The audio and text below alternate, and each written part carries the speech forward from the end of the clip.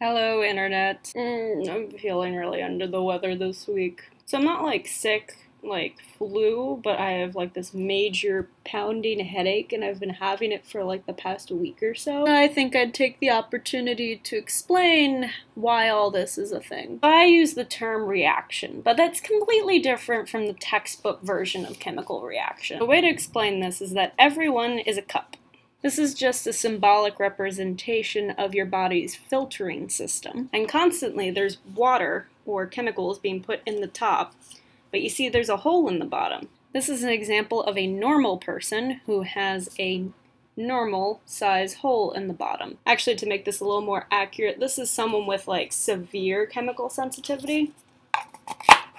This is a more accurate representation of what I have. But as you can see, I have a long way to go before I have a normally functioning filtration system. So what normally happens is when the chemicals get into the top, they leach out the bottom. As you can see, you can probably like fill a normal cup, like keep filling it, and it'll probably never get to the top. When it reaches the top, that's when you get a chemical reaction. So for someone like me with a much smaller hole, it's a lot easier for this cup to fill up completely. And so when you keep pouring more and more water into it, even though you might still be having a reaction, you're going to have constant reactions, one after the other. And I think that's exactly what's been happening to me this week. The reason why there's two different types of holes is tolerance. So the more chemicals you're used to being exposed to, the higher your tolerance will be. But in some cases, if you get too much, your hole might actually shrink. This is why seemingly normal people end up getting chemical sensitivity much later into their lives. So cups aside, I'll tell you how the last week has been going for me. I'll just be walking into a class and maybe even sitting there for a while when all of a sudden I like smell this like really potent chemical. And so I start looking around like, oh my gosh, here we go again. And then you always find that one person.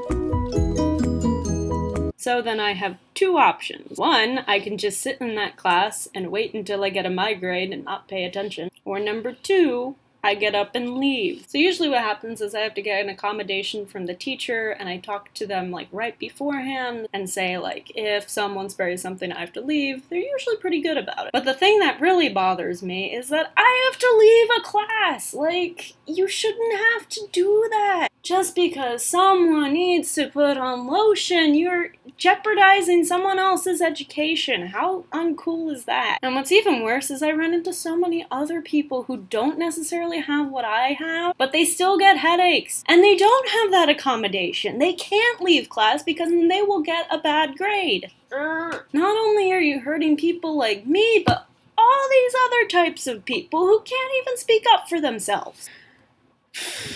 A third option, not normally in classes, but I go up to them and talk.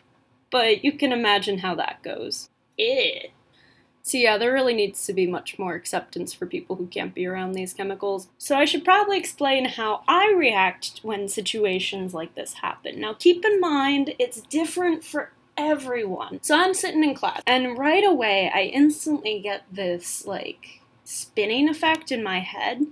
It's almost like I can see double, and instantly I can't think straight. And when you're not thinking straight, it's hard to decide if you should stay or go because you aren't thinking straight. So let's say I stay in the class and I'm sitting there and it starts getting worse and I start like feeling these like, it's almost like banging on the inside of my head, and it just hurts so bad, but you don't know what to do in all these situations because it's rude to leave a class. You're also leaving a lecture, meaning that you're not going to get the notes from that lecture, which can inhibit your grade. And every time you leave class, you always face that social judgment of other people thinking, oh my god, she's so lucky she gets to leave class. I want to leave class. Why does she get to leave class? I don't want to be here.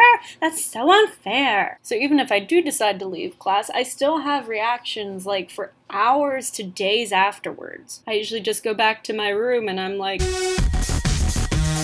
So I've run into my fair share of people who use lotion, etc. And I get a lot of mixed results, but there's enough people who are hostile that this is a problem and we need to fix it. And people who use these chemicals over time end up actually losing some tolerance. So yeah, you might not feel it now, but someday your hole that's this big might become this big. And I still want to be there for you if that happens. So that's my video. Don't forget to click subscribe and like, so you can see more of these awesome videos where I explain the wonderful world of chemical sensitivity and environmental health. I just really need a nap.